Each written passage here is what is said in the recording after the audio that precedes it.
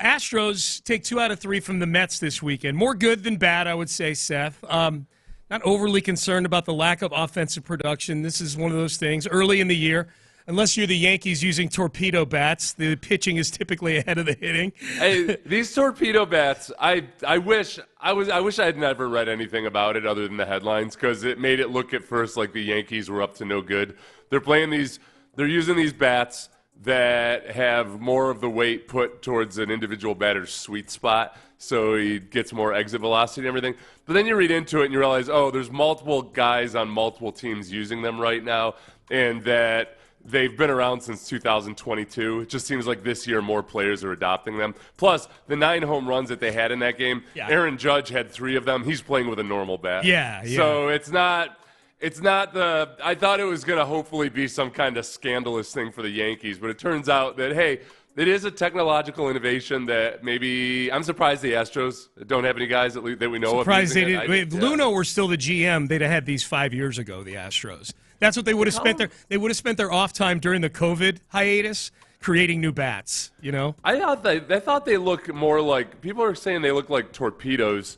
I think they look more like those juggling pins. Oh, yeah. Like the modified bowling pins that people juggle with, just maybe a little bit bigger. Yeah. Torpedo bat's a cooler name, though, than juggling pin bat. That's true. You know, That's like it's the drunk clown at your party bats. Yeah. It's a torpedo bat does sound cooler. Less annoying, the torpedo bat. Yeah, the 9 home runs was a bit of a bat signal. Like, hold on, what's going on over in Yankee Stadium? I was sitting in the sports book for that. Nestor Cortez threw 3 pitches and gave up 3 home runs to start the game. It was the most surreal.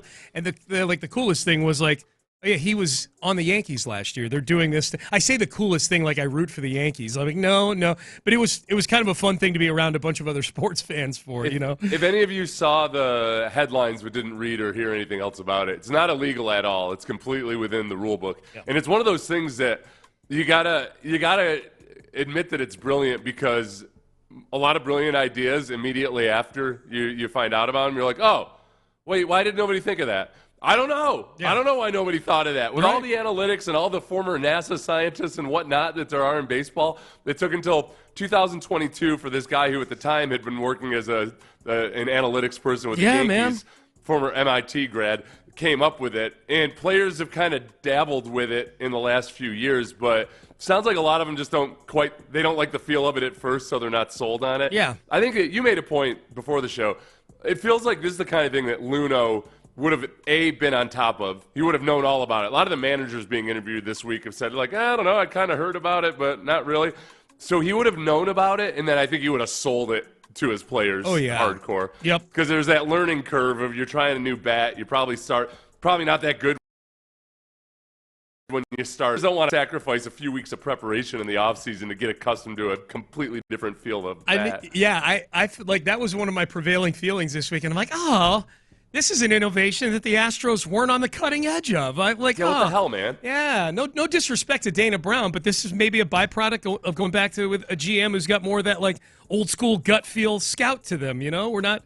I do hope, honestly, I hope that the effect is real, and that despite every little annoying tweak and change they've made to the rules over the last 10 years to try to increase offense and pace of play, that if this one simple innovation is what really amps up offense in baseball, I'd be cool with it. But I also want my team to get on board. Yep. I don't want to get especially when you're not scoring more than 3 runs on any given night. 6 runs the first 3 games. You finally got your first extra base hit midway through the 3rd game of the season. So that's not good. Let's start with the good, though. So good and bad from the Astros this weekend.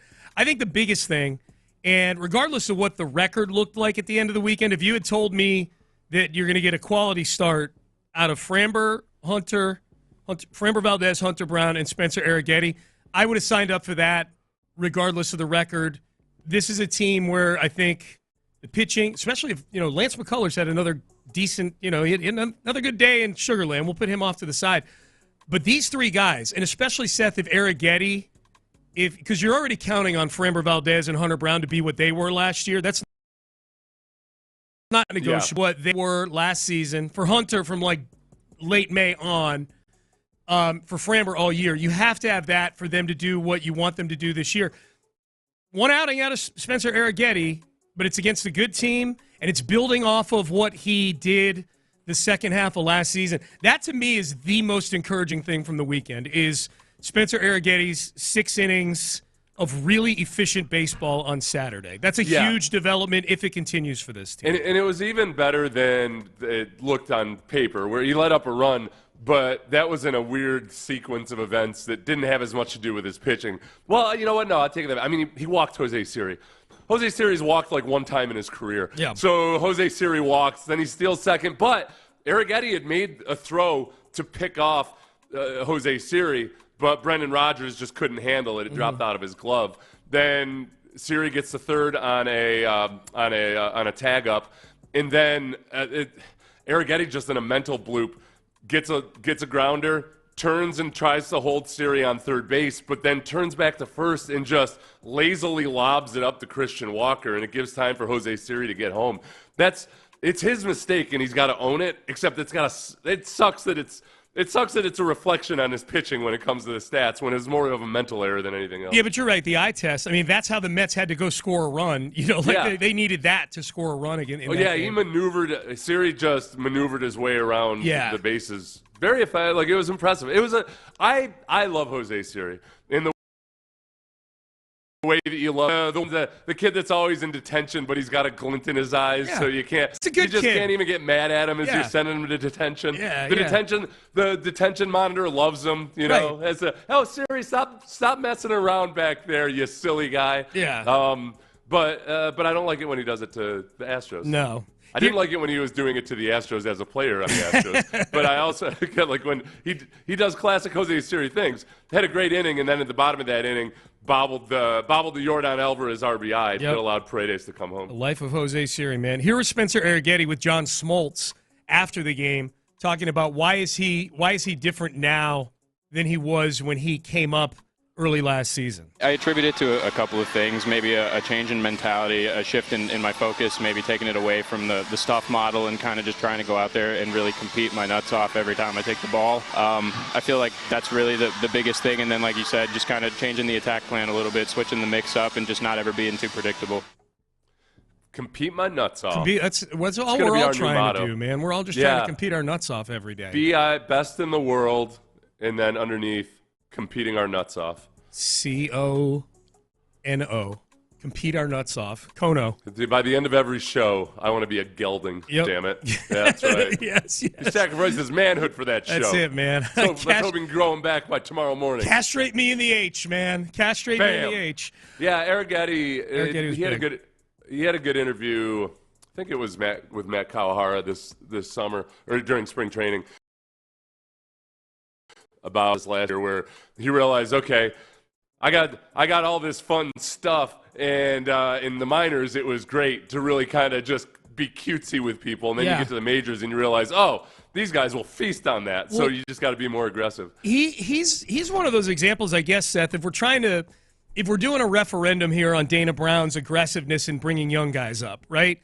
Dana Brown is more aggressive than his predecessors in allowing young guys to get to the majors. Now, last year was out of necessity. You had all those injuries in the starting rotation. So the plan, I don't think, was to call Spencer Arrighetti up from Sugar Land as early in the season as they did. But they had to. They needed arms. They had to field a starting rotation. The way he's progressed, you know, I think the plan was probably for him to do what he did last year at Sugar Land, not do it on the big league club.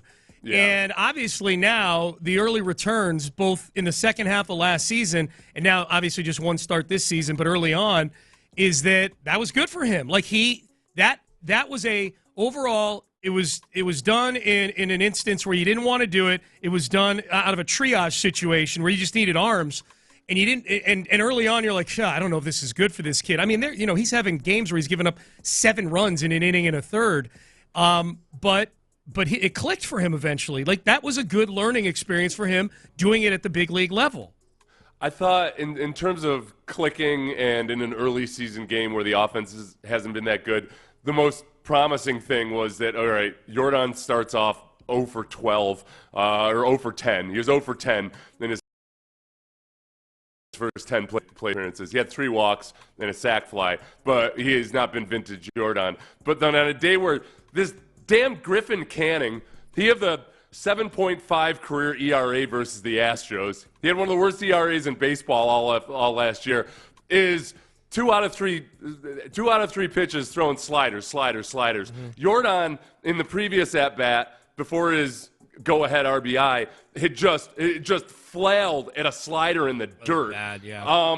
But he adjusted, waited on a misplaced slider, and ends up with a really hard hit double to center field, and that's the go-ahead run.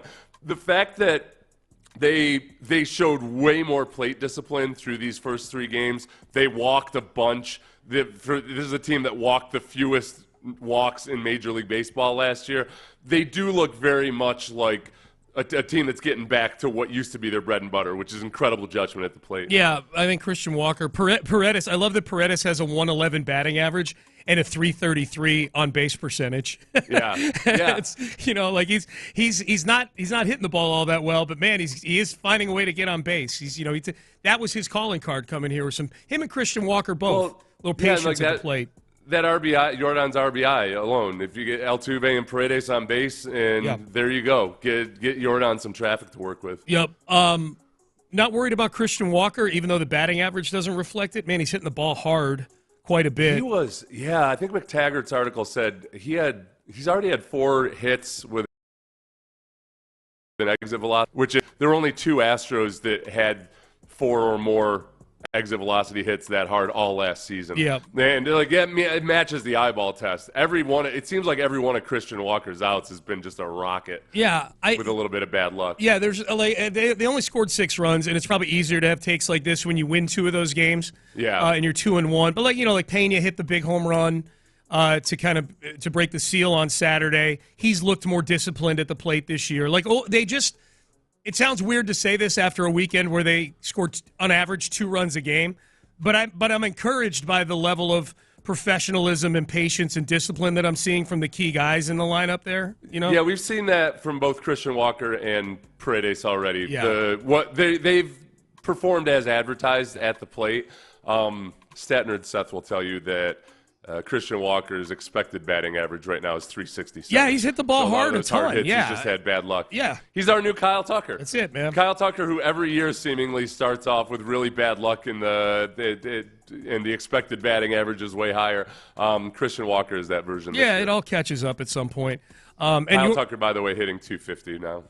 Oh, is he really? He had a good weekend. Okay. Yeah. I saw Bregman's hitting 250 also for the Red Sox. Yeah, and Tucker. For those of you who weren't paying attention to our Schadenfreude updates, Tucker started off really bad, but this weekend he was 4 for 8, 2 home runs, 5 RBIs. Oh, he hit a couple bombs, huh? Okay, yeah. I say, I was a little distracted. I put my pettiness on the back burner. I gotta get my.